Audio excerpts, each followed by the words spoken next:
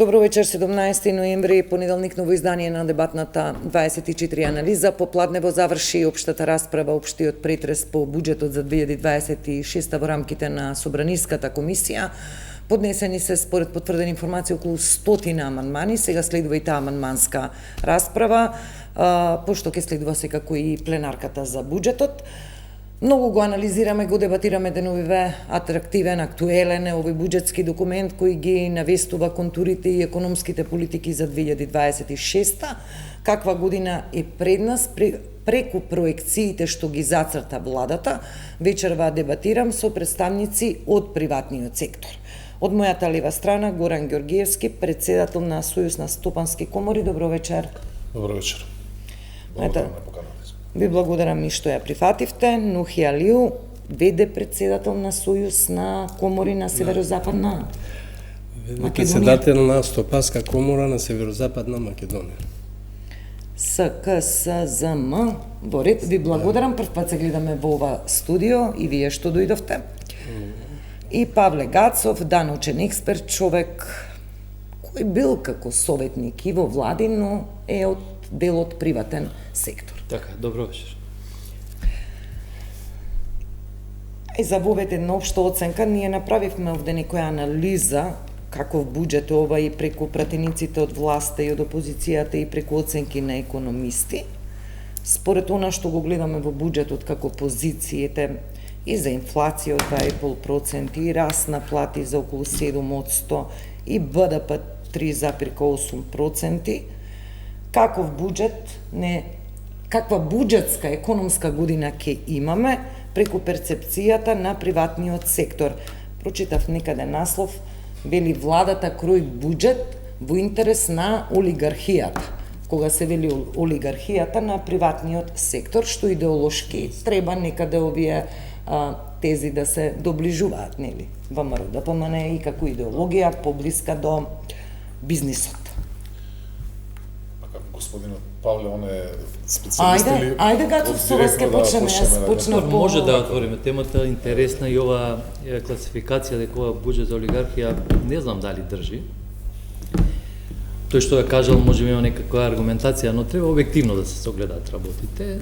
Ако е за олигархијата, тоа значи дека треба да има многу помалку даноци, зашто даноци треба да останат во бизнисот, кај богаташите, условно нели олигарсите, а да има многу помалку средства за граѓаните, за населението. Нашиот буџет е понатоме социјален буџет, значи тука пред се кријат расходите за плати, за социјални трансфери, за сиромашните во наводници и така натаму, така да ние и понатаму продолжуваме да живееме со буџети кои што се социјални и многу мал сегмент има во нив за некакво посериозно инвестирање. Значи тука ќе ја ставам категоријата на капиталните расходи, постојано од година во година високи суми се планираат, но јас би рекол дека тоа е само бафер, сало, за ако не успееме да ги оствариме буџетските приходи, да имаме можност да имаме помали буџетски расходи, бидејќи најлесно се крати на капиталните расходи. Другите давачки во расходниот дел на буџетот се има законско дефинирање. Плати во социјала, во училишта, во војска не може да скратите. Значи тоа е по дефиниција, по закон, по колективно договарање, така натаму. Но таму кај што треба да градите, вие ќе се повикате можеби на нереализиран тендер, нема да платите на време, ќе прескокнете во следната година, така да затоа гледајте ги тие некојаш пресилни бројки во капитални расходи како одстапница за секоја влада, не зборувам за ова. Како принцип за буџетските политики, да. Ние често сме дискутирали и овде, дискутирали дека ова се историски невисоки, нели, обично за капиталните. Да, и нема министр што не сака да се пофали со такво нешто, но на крајот е важна реализацијата. И веќе ја подвлечеме црта да доаѓа месец декември. Капитални расходи во буџетот 25 имавме прилично силна бројка, но реализацијата барем до сега ќе забрза многу во декември. Секогаш било така ќе биде и сега. До овој момент е прилично слаба. Не сум погледнал во последен момент, ама од прилика претпоставам дека може ја поминала 50-та, половината од, не знам, планираната бројка. На нас ни требаат сериозни инвестиции. Значи, освен што ни требаат инвестиции од приватниот сектор, тука е моќта на менеджментот, односно на коморите на сочување, нели политики со владата, стратегии и така натаму, но пред се ни требаат и инвестициона потрошувачка од јавниот сектор. Значи градење, машини на терен, еве ќе фатат зимски месеци ќе се вадиме на тоа дека нели не се работи, но треба офанзива, треба градење, треба ангажирање на домашни компании. Сето тоа е во рамките на евентуалниот раст на бруто домашниот производ. Многу прашања ми отворивте, но еве еден бовет за оценка. Спомна Гацов, вели и овој пат добиваме социјален буџет, како категорија зимам. Но ако се погледне структурата на буџетот на Министерството за труд и социјална политика, единствена ставка каде што имаме пораст се ставката за плати на администрација. Ние следната година дури имаме кратење на пари за одредени категории на ранливи категории на граѓани. Сакам да кажам, многу е важно ние како структура точно имаме голем одлив и учествува социјалата, пак конкретно ја зимам како категорија на граѓани, но сумата следната година кај нив се намалува освен за плати и за пензии. Па од тука сакам малку да разобличиме дали навистина ние и понатаму идеме на тие политики дека оваа влада ги поддржува социјалните категории на граѓани, работникот и така натаму, или навистина обезбедува повеќе пари за приватниот сектор, што ние не можеме да го прочитаме во буџетот. Али овие?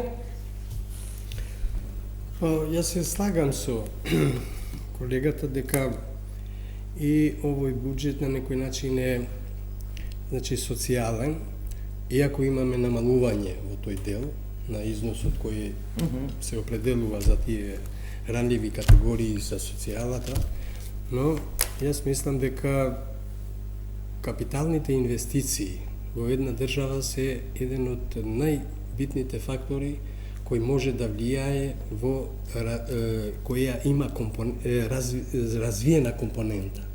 Ако сакаме да имаме развиена економија која да оди напред и да доаѓаме до некој зголемување, сакам да кажем, на растот на кој е предвиден 4,4, што не е мала, значи не е мала цифра, што јас мислам дека ако се створат таква клима во капиталните инвестиции, тој раст од 4,4 може и да се зголеми. Ќе ве поправам, Алио, 4,4 е за следните години, следната година е 2026 Не, 3,8 е економскиот раст проектиран за следната година. Јас потоа ставки над 4,4. Не, 3,8% е, да не грешам и јас, но мислам дека следната година GDP тоа е 3,8. За приватниот сектор многу битно е се капиталните инвестиции. Ве молам, велите капиталните, ако ве прашам, Алиу, кажете. Капиталните инвестиции се важни, а капиталните инвестиции како процент и од буџет и како апсолутен износ следната година се намалени за 160 или 190 милиони евро од 730, проектирани како што се годинава на 640 следната година. И сега како ова да го објасни? Јас ова не можем на некој начин да го разбирам зашто има намалување кај капиталните инвестиции, затоа што реков дека единствена, значи категорија која носи развиена компонента се капиталните инвестиции. Ние имаме капитални инвестиции, значи тие ќе се рефлектират секаде во економијата и во реалниот сектор. Ќе бидеме во една подобра позиција, пошто тоа е ланчано. Тоа е стожерот на развојниот дел од буџетот. Апсолутно. И тоа е ланчано и со другите, значи, гранки на бизнисот секаде во државата. На некој начин тие капитални инвестиции го стават во движење на некој начин директно реалниот сектор и економијата.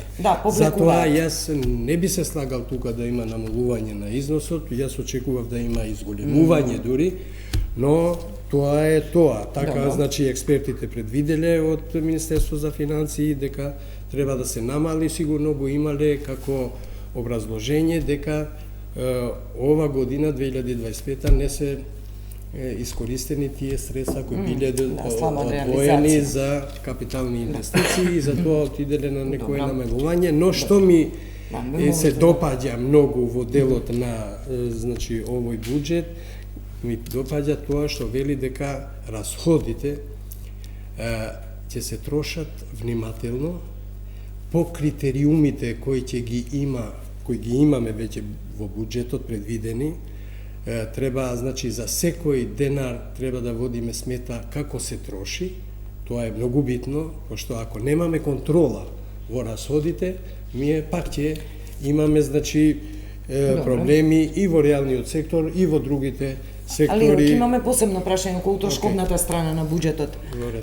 Георгиевски, 91% од буџетот се тековни алиментирања, како да кажам, тековни финансирања на тековни потреби на буџетот. Плати, социјала, различни категории на граѓани.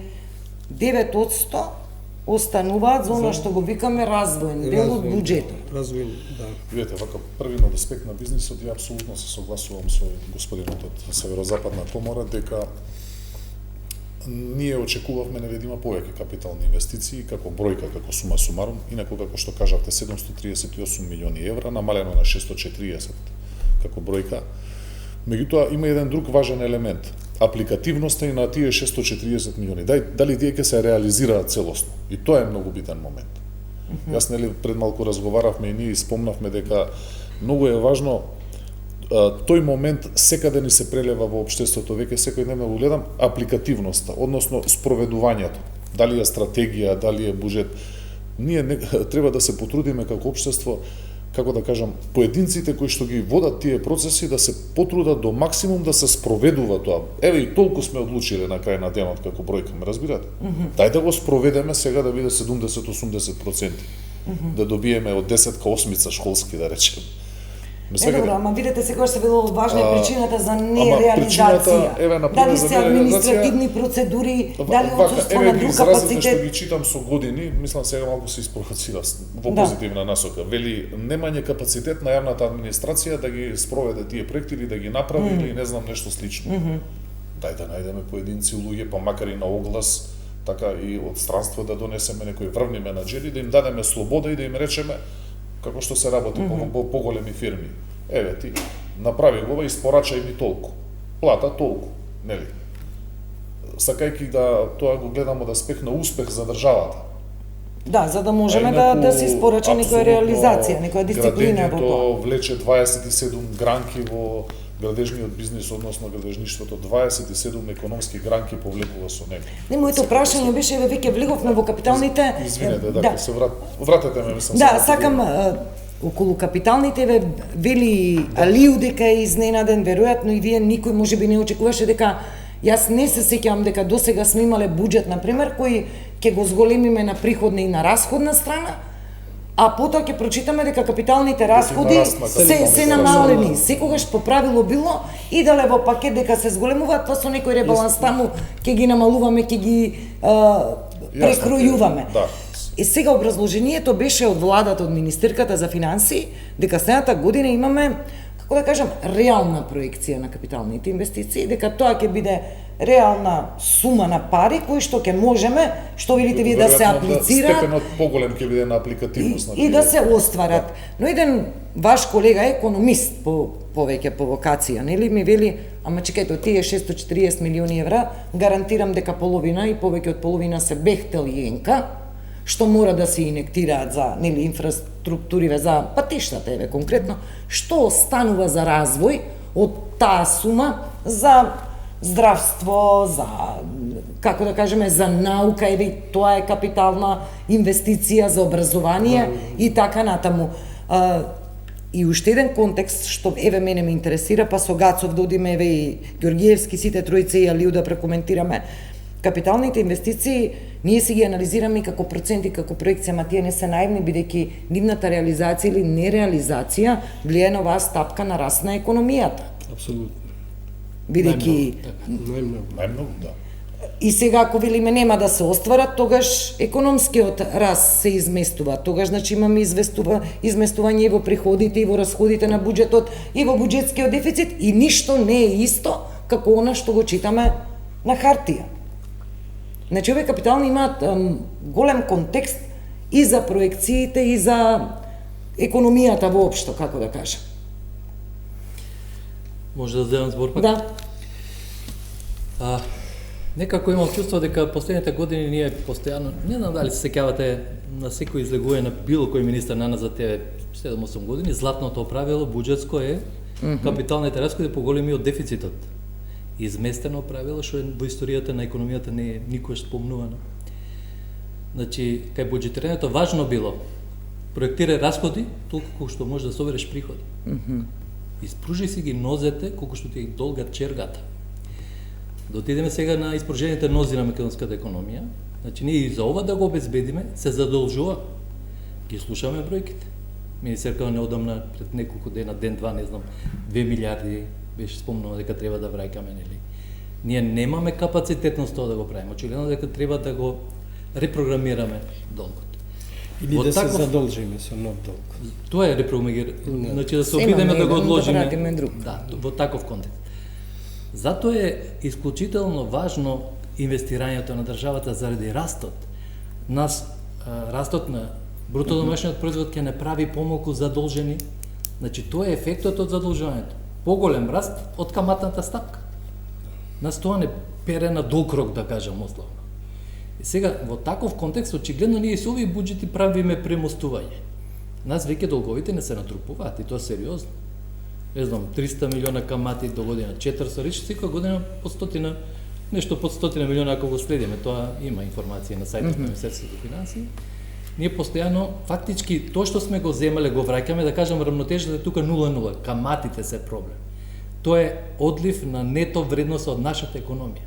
Ние секоја година исплаќаме по 300-400 милиона, нешто што, како да кажам, е трошковно, не сме го импутирале тоа од нашата додадена вредност, го даваме надвор. Затоа мора да дадеме поголема вредност, инаку постојано ќе имаме ново и ново нето задолжување. Кое што ќе се зголемува, да. А тоа го имаме.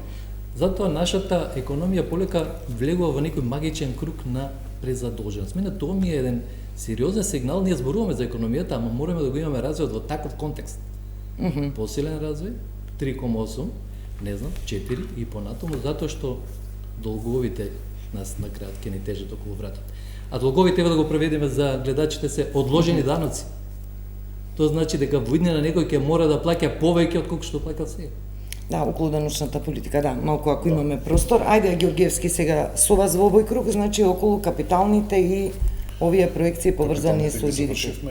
Не, сакам да ги прокоментираме јас во овој контекст. Останувам на ставот дека се важни, бидејќи тие 9% од буџетот се развојот кој треба да го донесе овој раст на во една димензија удел во БДП, се разбира. Гацов, нели, како тоа даночно и од негов аспект како би се случувало, меѓутоа јас од менаџерски аспект повторно ќе речам дека суштината е апликативноста. Колку повеќе аплицираме, дури и тие 640 милиони, јас се надевам дека степенот на апликативност ќе биде оваа година посериозен. Тоа ќе придонесе да се повлече економијата во еден исчекор квалитетен.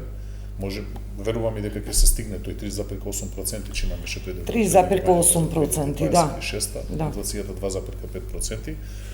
Но тука е есенцијата. Пак се враќаме, спроведувањето.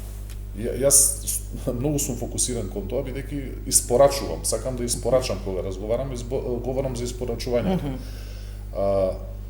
Ќе го видиме. Вие сте на позиција дека сепак тоа што ќе се испроектира барем целосно да се изреализира, да не одиме со некои да се максимизира неговото искористување, да не се оди доколку е ваква ситуација, а е ваква, буџетот е поминат, тогаш веќе кога сме тука да се потрудиме до максимум тоа да се аплицира. Да, али интересна оваа бројка 3,8, искрено јас очекував барем 4%, мислам дека во фискалната стратегија што беше годинашна се проектираше некоја стапка над 4%, очекувавме, пак ова се кризни времиња, но онаа главна криза како здравствената и финансиските се поминати, некои велат дури по некоја инерција самата економија испорачува некои стапки од 3% без ништо да не се направи, а особено сега кога имаме нели овој унгарскиот кредит колку беше 1 милиарда евра и за приватен сектор 500 и за општини, а збориме се уште за стапка од 3, под 4%, еве да кажем. Па видите, ова 3,8% зголемување и растот на економијата, ако се оствари, ние треба да бидеме задоволни.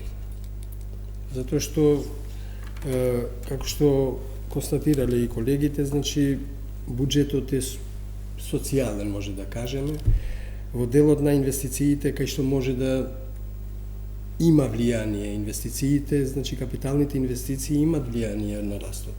Највише од сите други елементи што ги има буџетот, но ипак оние ги пресметувале сите трошкови, сите расходи што ги има државата, значи во вкупниот дел на економијата, платите по сектори и по гранки таму и сите тоа мора да им дава, значи, некое посебно значење, затоа што тие треба да се реализира, треба да се платат.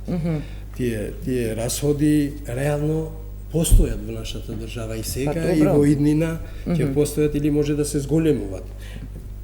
Предвидуваат раст на, значи, околу 6%, предвидуваат зголемување на платите, значи околу 6,5%, што како бројка е мала, изгледа дека е мала 6,5%, но кога ќе го спроведеш тоа во целокупните расходи, не е баш мало. Расте сумата, да. Расте сумата, така да јас се слагам со констатацијата на колегите дека капиталните инвестиции нешто не треба да се реализират овој износ што е предвиден 600 и кусур милиони, но треба и да се надмине следниот ребаланс кога ќе биде да биде ребалансот каде што и капиталните инвестиции ќе ги зголеми. Затоа што ипак мислиме дека за нашата економија, по искуството што го имаме во приватниот сектор, не е некоја бројка што не може да се реализира ако се посветиме. Ако се посветиме, значи и реалниот сектор, и влада да биде до реалниот сектор да ги гледа проблемите со кои се соочуваат, па и овие кредитите што ги спомнаат, дека се добродојдени, тоа се некоја финансиска инекција во реалниот сектор. Па добро, не се мала финансиска, посебно и реален, овие 500 милиони што ги предвиделе за да. стопанството, стварно биле за поздравување. Па добро, и другите 500 милиони индиректно ќе завршат во стопанството преку ангажман на компаниите на локално ниво на проекти. И плюс и сега 6 милиарди имаме, нели, најавени од страна на премиерот од Британија, така. Британија. Не, па затоа мене ми е чудно, вие ги цифри ми даваат за право да зборувам дека во следната година може да се створа некоја клима во реалниот сектор и да се одлучат, значи нашите компании внатрешни тука да се одлучуваат на инвестиции. Да. Пошто имаше, мора да признаваме дека во овој период што помина, значи последните 5 месеци, имаше малку во тој дел, во капиталните инвестиции, имаше некој застој.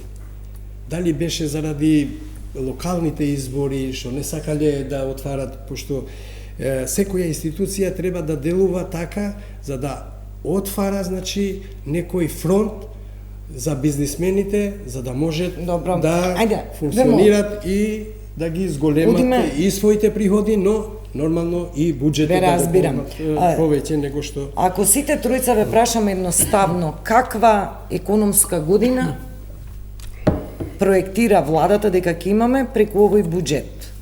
Со умерена инфлација, намалување на невработеност, раст на вработеност, ликвидност на приватен сектор, ако ги анализираме, нели, приходната страна на буџетот, повеќе приходи од данок на личен доход, од наплата на ДДВ, од акцизи и така натаму.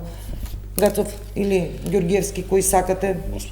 2026 каква година економски ќе биде? Дали ги не очекува една здрава и стабилна година? Според мене буџетот е реален. Во новој буџет му фали керозин. Сега јас во свој стил тоа го најавам, ја нема инфлацијата што имаше во претходниот период, каде што буџетските приходи значително се дуваат како меур кога имате поддршка од инфлацијата, цените растат, но расте ДДВ-то, расте данокот на добивка, прометот и така натаму. Така сега полека се стабилизираат роти, ако цените гледаме сега ќе видиме што ќе се случи во овој период од годината, но трендот е сепак надолен на некој начин, така да тој керозин во наводници што значат некаква илузорна, имагинарна поддршка на приходната страна го нема. Затоа и во таков контекст мислам дека бројките се прилично реални и очекувани. Ова со инфлацијата 2,5 Секош, значи, проекциите на крајот на криштата треба да бидат во јас би рекол на објективно сценарио, ама треба да бидат во долната зона кон оптимизмот, условно, да. Кажам не кон песимизам. И сега, гледајте, ова ме мотивираше колегата со капиталните инвестиции, само да завршам со една идеја. Замислите си, во мај, железницата по Вардар тргне, кон Бугарија тунелот, Кичев, Букојчани, Блаце, имаме толку простор за работа, да овие пари се премалку. Ама пак се враќаме на ова дека фалат експерти што ќе го спроведат тоа до крај. Компанија има што ќе градат, но треба менеджмент на оваа работа. Јас мислам дека есенцијата е тука со оглед на годините назад што ја гледам. Тоа ме мотивира дека ние можеме многу подобро, но треба, како да кажем, и многу поинакво поставување. Па добро, вака сега, не знам, теоретизираме во која смисла. Имаме Министерство за транспорт и врски кое што активно, нели, се состанува и Атина, и Србија, БЕА, и со бугарскиот колега министерот се виде. Значи, се најавува операционализација на сите овие проекти. И сега треба тоа напред на терен да го видиме. Значи да видиме напад на неколку фронта, нели? На неколку фронта со машинерија, со тендери, со објави и така натаму, зашто очигледно веќе се имаат правци дека кај треба да се гради. Насоките, освен, не знам, по Вардарската долина, не знам тоа дали е испроектирано, навистина не сум читал, но другите работи се прилично познати, дури и траси се знаат кај треба да се работи. Така да, тука е само проблемот на тим што треба да го реализира тоа. Дали е проблем, јас не знам, може располага со такви екипи, па не се зборува во пракса, но може ќе се изненадиме позитивно. Затоа кога велиме овие суми ние не знаеме да ги допотрошиме или проектираме 700 милиони, ќе потрошиме 550-600 обично.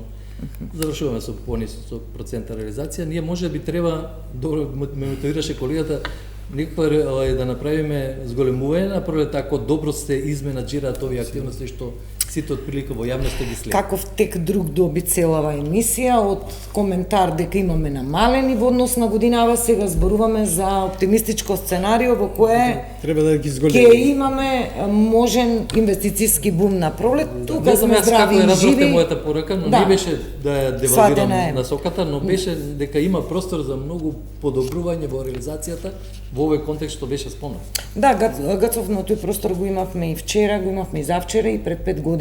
Ајде, добро, како репер не зимам здравствената. Немавме Кичево, Букојчани Не како... зборувам простор да се вратат на маса тие проекти, да се отворат како теми. Во таа смисла, тој простор никогаш не бил забранет или стеснет.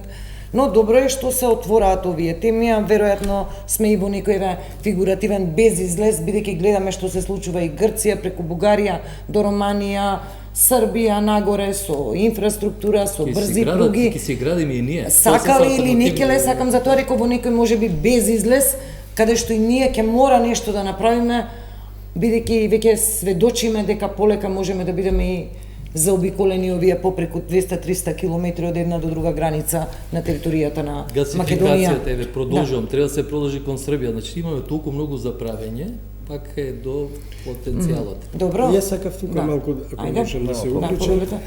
Значи, проектите што ги најавува владата и заемот што сака да го земат сега од Англија, значи ни дават за право да кажеме дека сериозно си владата си проектирал некои проекти кои стварно до сега ни фалеле. До сега ги немавме тие проекти.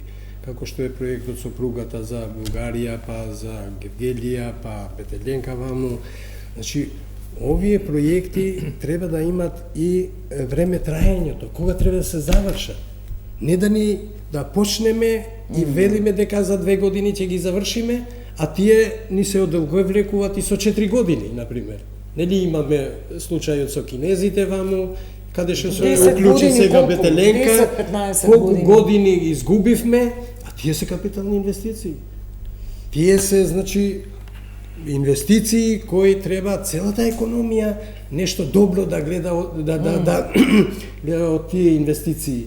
Затоа што таму е развојната компонента. Ако ние како реален сектор не сме уклучени во тие проекти, но ни доаѓаат само од надвор фирми кои ги реализираат тие проекти, тогаш стварно ние како економија и како приватен сектор, за приватниот и реалниот сектор зборувам, значи ќе се соочиме со последици, затоа што не можеме да учествуваме во тие проекти затоа што ни фали менаџментот, што го вели колегата. Значи, ни фалат, менаџментот мора да признава дека ни фали, да биде еден добар менаџер, да беше во патот сега што го градиме за Струга и за Охрид, Бетеленка што го гради, да имавме наши менаџери, наш менаџмент на компаниите. Ние нешто немаме компании за инфраструктура и за патишта.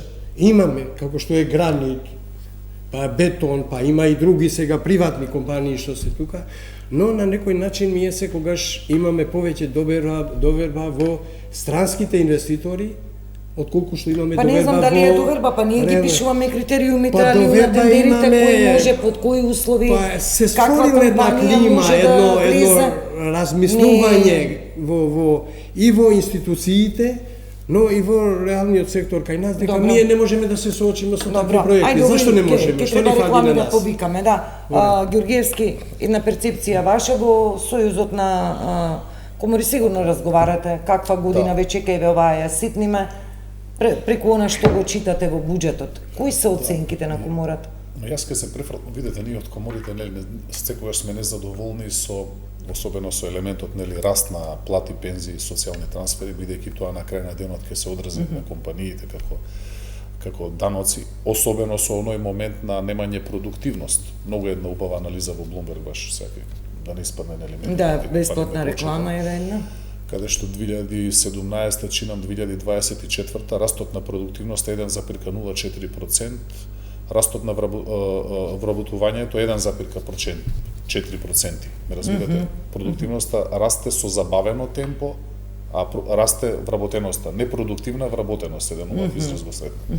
И сега се поставува прашањето, сакам да ја вратам темата таму каде што најмногу имаме коментари од компаниите, дека не се доволно конкурентни, тоа е поради продуктивноста, за да излезат на надворешни пазари.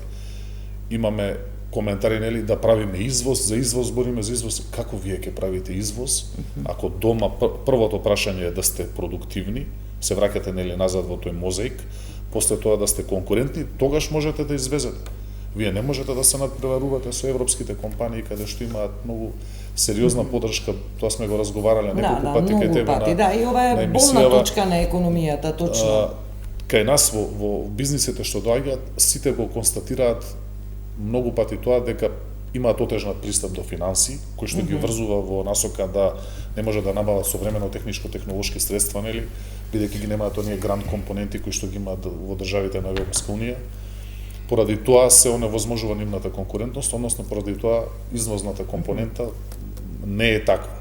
Вториот елемент е поскапи сме. Не имаме и друг проблем.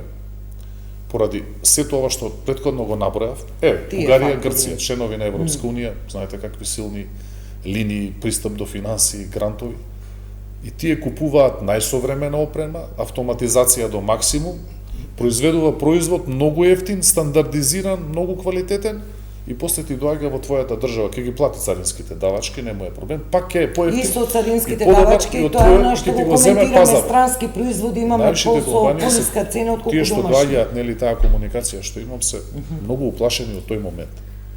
Значи утре кога ќе дојде време да се приближиме до Европска унија, кога ќе помислите дека ќе се тргнат тие бариери и ќе добиете таква конкуренција, вие треба да сте подготвени.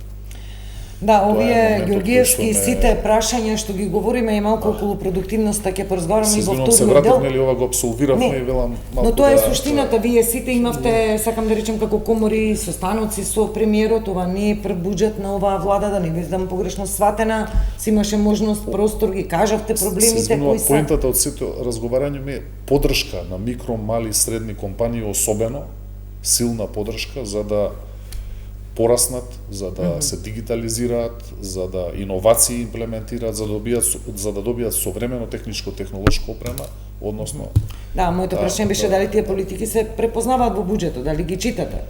Поддршка за мали микропредпријатија, политики за зголемување на продуктивност преку зајакнување на домашниот бизнис, дали тоа се чита во буџетот, дали тоа се гледа во буџетот? Како да го дефинираме, во некоја се надеваме дека ќе има некои промени кои што ќе значат и тоа, нели? Добро. Да. Јас не можем да кажам затоа што буџетот кога се носи, значи не е категорија која може едноставно да го читаш и да го анализираш и да доаѓаш до некој заклучок дека е ваков или онаков. Пошто буџетот во петок поминал, така да ние и немаме доволни. Да, се јас немам доволни информации. Суштински информации да. за И суштински да. и целта на буџетот, значи не можем сега да ја кажам затоа што ипак треба да се чита, да се обработи, да се анализира, Јас кога го за да поставив доаѓам ова до такви прашање, заклучоци не, како што но ги јас- барате вие. да. Не можеме Но јас сега кога да ви го поставив дадеме. ова Не може прашање, треба да не гледаме. мога. По-детално, Да. затоа Јас- што и немаме и суштински информации. Јас кога го поставив ова прашање имав добра причина, ќе ја кажам кога ќе одиме со вториот дел, кога ве прашав дали препознавате некоја структурна и стратешка промена која треба да биде кон зајакнување на приватен сектор. Точно знам на што мислев, но сега овде морам да направам пауза за реклами. Некоја минута и продолжуваме со вториот дел. Сериозни проекти. Да. Продолжуваме со вториот дел од емисијата, каде што застанавме кога реков дали има суштински промени. Ќе ја споменам јавната администрација, на тоа мислев. Сега дека зборуваме за зголемување на продуктивност, се подразбира дека ние правиме некој, како да речем, суптилен притисок за зголемување на продуктивноста на вработените во приватниот сектор, бидејќи вие сте репрезенти на приватен сектор. За да се обезбеди таа продуктивност или да се обезбеди она намалување на придонесите, за да може да остане кон државата, за да може да остане повеќе пари за развој на домашниот сектор, повеќе пари и за поквалитетни плати на вработените во приватниот сектор, прво треба на дневен ред да го ставиме јавниот сектор. Сега јас прашувам кој ви е последен податок за број на вработени во јавен сектор, дали знае некој? Кој ќе се уклучи прв? Ако може јас се веќе се уклучам тука да кажам дека Не, прво Пошто, бројот да го разграничиме, има поинтегрирано бројот, прашање. Бројот прво. може да се кажува и може да нешто и се крие во тој дел, ама околу 127.000 веќе тоа е званична бројка, што сите знаеме дека ги имаме во администрацијата. 127.000 Добро. секогаш од надворешните фактори, од меѓународниот фонд и од другите институции финансиски, имавме значи забелешки во делот на администрацијата. И секогаш барале од нас да ја намалиме администрацијата. Администрацијата на некој начин знаеме сите дека тоа треба да биде сервис на реалниот сектор и на економијата воопшто и на државата, но ипак значи треба да мислиме колку се оптеретува реалниот сектор со таков голем број на администрацијата. Добро. Тој број никогаш не е фиксен. Тој број, наместо да доаѓаме на некој начин до помали бројки Добро. во администрацијата, ние тоа не го гледаме. Затоа што се менуваат владите, си разрешуваат некои, дават некои отказно решение на некој дел од тие вработени кои апсолутно не дале ништо. Можда седеле дома, а зимале плата, и такви случаи имаме, а тоа директно го оптеретува реалниот сектор и на некој начин реалниот сектор се гуши од тие од тоа што го носи, значи затоа што можеме да побараме сите во администрација што работат да бидат попродуктивни, да имат поголема продуктивност во своето работење и во своите завршување на своите задачи, за да се намали бројот на вработените и да се намалат и средствата кои се одобрени за се предвидени А за во моментов во буџетот гледаме се обратно. Гацов па Ѓурѓиевски. Па, на нас долги низ години ни е проблем јавниот сектор, ефикасноста пред се тука. Мислам, еве, секој од вас имал некој проблем, дали го решил по телефон. Дали му се јавиле во некоја институција кога барал некаква базична информација, или телефонот ке е мртов, или од другата страна со некој, да кажам, дури некултурен однос ке добие одговор. Честни исклучоци. Значи, во јавниот сектор има прекрасни луѓе, да не ги... Но ова бара контрола и надзор на таквото работење, очигледно дека не испорачува јавниот сектор според очекувањата еве на бизнисот, но и на граѓаните. Ние не сме задоволни од тоа како работи јавниот сектор во Македонија, сакаме да биде подобар, да се контролира тоа, но и на друга работа во ваков контекст. Да се воведе мораториум, полициски час за вработување во јавниот сектор. по природен ред ќе одат во пензија. Во некој период кога ќе заминат во пензија, нели, после година, две, ќе треба да се направи врз основа на мери системот, ново вработување на деца што знаат како се работи, но што се писмени и ќе ги низ тие академии што ги прави сега, не знам, нели некој министерство не јави дека ќе има такви обуки, мислам дека Министерство за администрација, да се пуштат и да ја менуваме структурата на односот на тие млади луѓе кон нивните встари корисници на услуги. Ние сме корисници на услуги на тие лица и да биде сето тоа подобрувано.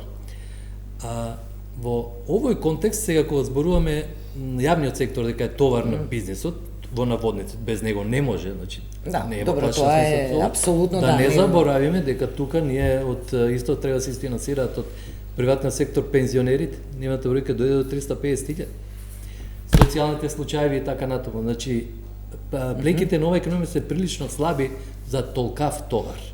Затоа и велам јас во ваков случај треба многу внимателно да се водат политиките, особено на трошење, бидејќи очигледно дека приходите како што ги прибираме според актуелните законски решенија се премалку за толкави трошоци. И Георгиевски во овој дел не случајно кога прашав само бројката, само еден податок да кажам, мислам дека Министерството за информатичко општество до скоро сега за администрација има законска обврска до март секоја година да го објавува извештајот од регистарот за вработени во јавен сектор за претходната календарска година.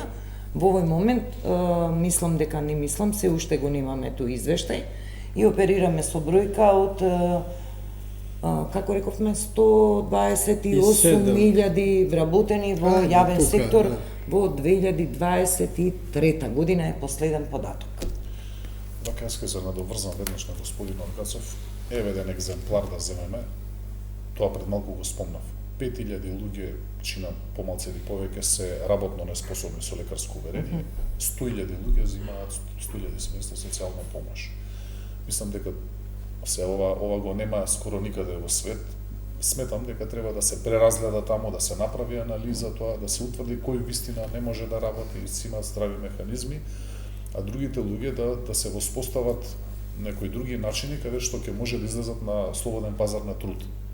Во моментов чинам дека има 15.000 работни места слободни, побарувачки има, кои што на крај на денот, бидејќи постојат два начини да се дојде до тие 15.000, да се пополнат тие 15.000 слободни работни места. Првиот е она што го збориме на некој начин од администрација да се прелеат, да се пополнат, и вториот начин е увоз на странска работна сила. Во моментов мислам дека има околу 10.000 странски работници од далечните земји кои што веќе функционираат во нашата држава и работат. Меѓутоа влегуваме во ситуација да тоа се зголемува и ќе се зголемува. Бизнисот мора едноставно да функционира, мора да ги пополни тие работни места. Значи ќе дојде и веќе од нашите членки доаѓаат информации, односно влијанија дека изискува да се визната либерализација, односно начинот и доаѓањето во нашата земја да биде симплифицирано до максимум, исто и нивното враќање, во насока на тоа некој ќе дојде, некој ќе замине, тоа доаѓање до поквалитетна подобра работна сила. И тоа е очигледно неминовен процес доколку не се фокусираме има информации дека странци работат дури во странскиве компании. Треба многу да се биде со самото тоа се менува културолошкиот изглед на нашата држава, ме сваќате тоа многу ќе се сменат работите. Така да, моето мнение, нашите Сојузни стопански комори е да се направи се што може да се направи, првен да се абсорбира со одветна работна сила од постоечката администрација. Искам да го прокоментираме малку, ве молам, Алију, извештајот на Европската комисија во делот на финансиите како една целина. За економијата мислам дека беа дадени доста експлицитни констатации, меѓу кои последниот извештај за напредокот кај што не нотира, меѓу кои Гацов вие спомнавте дека велат напуштено е правилото на фискална дисциплина, фискалното правило, дефицитот во однос на капиталните, дека е напуштено. После неколку дена Министерството за финансии држи прес и вели продолжуваме со политика на фискална дисциплина. Европска комисија констатира дека не ја препознава таа политика, ние велиме продолжуваме, но она што беше нотирано јавниот долг. Иако, цитирам, се вели таму, се држи на во рамки под 60%, 58%, сепак е на исклучително високо ниво за нашата економија. Сакам за јавниот долг вака како сектор, како приватен дел од економијата, кој на крај сите ние ќе треба да ги елементираме тие главници, да ги враќаме и камати на главници. Каков е вашиот став за позицијата должничка на државата? Еве, јас ќе се уклучам малку тука. Значи, јавниот долг, ако е 58%, значи не може да кажеме дека е многу голем во однос на другите држави, соседи, на другите земји, затоа што ние имаме држава која е доста развиена, но јавниот долг е над 65%. Што значи дека 58 не може да кажеме дека е некој јавен долг што треба ние да бидеме разочарани зашто сме дојдени до таков долг. Ние можеме и да се задолжуваме уште повеќе ако има потреба, но парите да се користат во реалниот сектор, во капиталните инвестиции, тие што ќе се позајмат било од каде, и многу битно и каматата на тие задолжувања што се задолжуваме да не бидат високи. Тие камати нормално дека на крај на ден треба да ги платиме. Реалниот сектор треба економијата да се соочи со тие камати што понекогаш ние сме принудени да земаме значи кредити или позајмници како сакаме да кажеме со високи камати. Али моето прашање прецизно, ве молам бидете прецизен, дали на овие сите задолжувања што досега ги видовме? И еве ги изолирам до сегашните, најавените. Следната година еврообврзница 950 милиони евра, 750 ќе бидат за враќање на доспејана, па ќе остане кусур за во државна каса. Уште 400 милиони евра министерката најави од дома, мислам. Уште 300 милиони евра од други меѓународни финансиски институции, без да прецизираме кои. Да.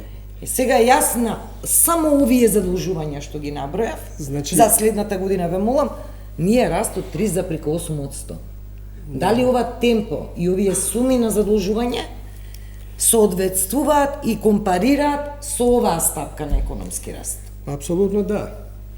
Но пошто ние имаме таков буџет кај што сме предвиделе, значи дефицит на буџетот, овој буџет значи е дефицитарен кај нас и дефицитот е околу 39 милиони и таму се планира како тие 39 милиони ќе се обезбедат. Дали ќе се обезбедат од внатрешните значи финансиски институции како што се банките или ќе се ќе се обезбеди од надвор, од некоја финансиска институција надворешна. Но ипак значи кога веќе имаме ваков буџет дефицитарен, буџет дефицит, имаме значи планирано дефицит. Тоа значи отма секој граѓанин и секоја компанија знаат дека значи на крај на годината ние ќе имаме дефицит 39 милиони. И добрата вест е што малку се стеснува во однос на годинава. Апсолутно се слагам, се намалува малку и тоа е добро.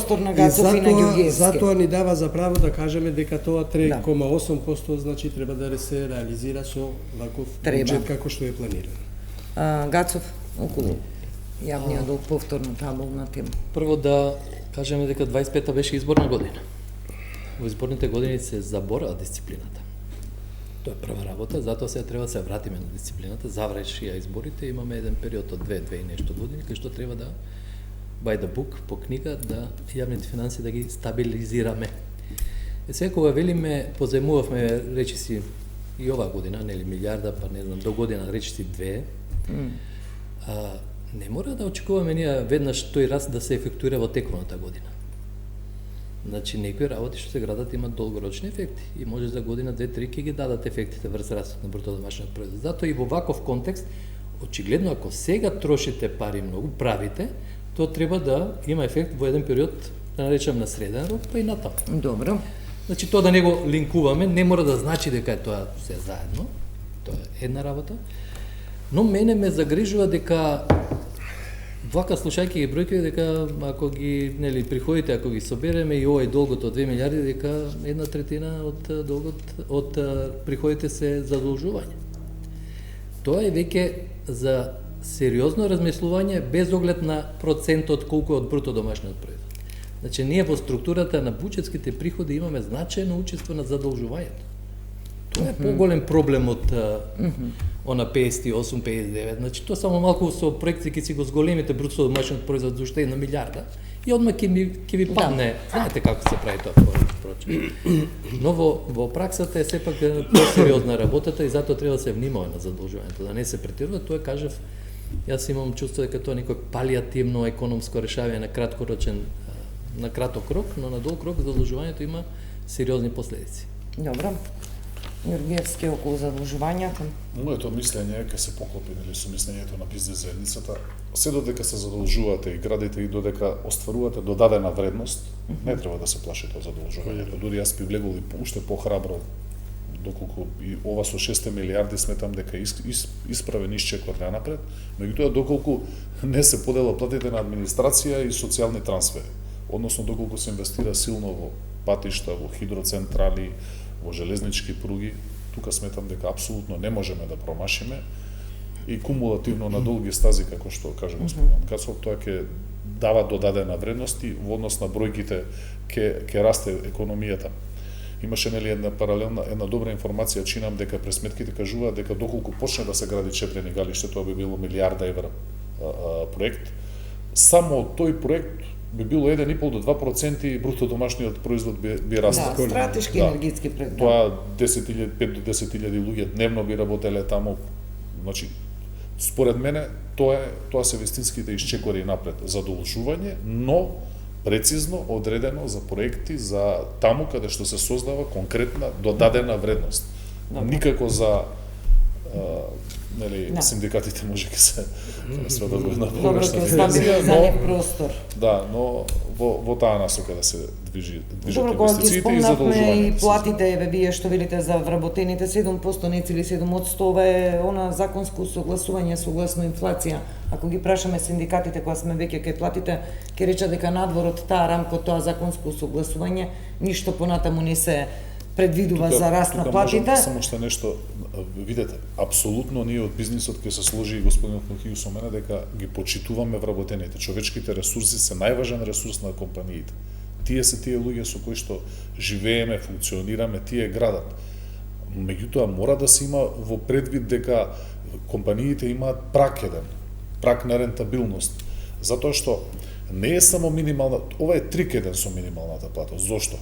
Таа минимална плата, сите останати плати ги пушап им прави и одат, значи, ако вие имате 50 минимални плати, нели, да покачите 30, а имате компанија од 300 вработени, треба на сите други да им ги покачите. Да, ние веќе во порасот на минималната, туку во мислам дека беше принцип на урамниловка, така ли се вика? Да. И тоа ќе значи ти на сите да им ги покачиш платите. Тоа е веќе сериозен товар за голем дел од компаниите. И имаш уште една информација квалитетна, вели, бидејќи компаниите, малите и средните, не може да го издржат тоа покачување. Знаете што прават тие? Тие го рефлектираат тоа на излезната цена. Кога он ќе види дека таа сума не може да издржи, го носи во пропаст, он веднаш ќе ги покачи цените.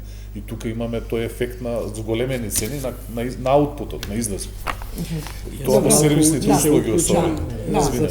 Околу вработените, значи економијата наша, реалниот сектор има голем проблем со вработените, затоа што има некои гранки во економијата кои се соочуваат со недостиг на работната сила. Додадена вредност може да се створи, значи главен фактор на додадена вредност е човечкиот фактор. Значи вработениот. Добро. Работната сила кај нас во моментот, значи, ни фали многу гранки, многу работници кои се, значи, професионални во своето работење, ни фалат.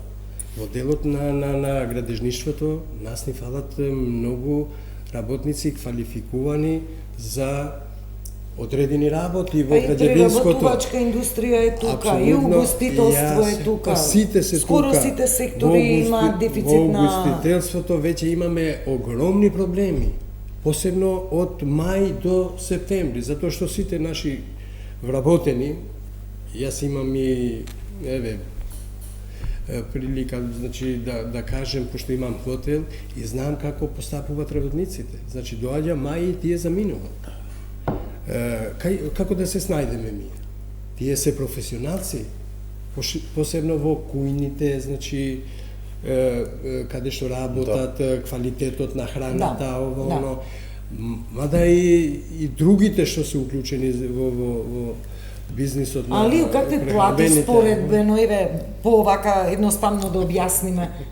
Домашниот бизнис е во угостителството, сака и со 500 плата, нека е над това минималната, да се задржи вработен еден човек, некој вработен, кој од мај месец со почеток на сезонско работење во Хрватска, за истата работа, например, на некој остров таму, за 8 сати ќе зима 1600 евра плата. Па тука е проблемот, значи има периоди, посебно летните периоди, кога во Приморието се плаќат многу со повисоки плати. Баш ми кажуваше еден вработен дека јас колку ми е платата тука, таму само со бакшиш, што се вели, што ми Да, но не можеме да ги осудиме луѓето, тоа сакам да го кажам. Не можеме да ги осудиме ние луѓето, бидејќи секој внимава на не можеме да обезбедиме. Апсолутно, секој сака екзистенција. Мада морам да кажем дека платите во угостителство се доста високи. Многу сериозни. Јас ти кажувам дека еден менаџер за угостителството испод 100.000 денари не е. Тоа е, тоа е. Значи, во моментот во Македонија, во реалниот сектор, имаме проблем со вработените и таа категорија на луѓе што ни требат нас за да функционираме како бизнис заедницата, треба да биде полиберално.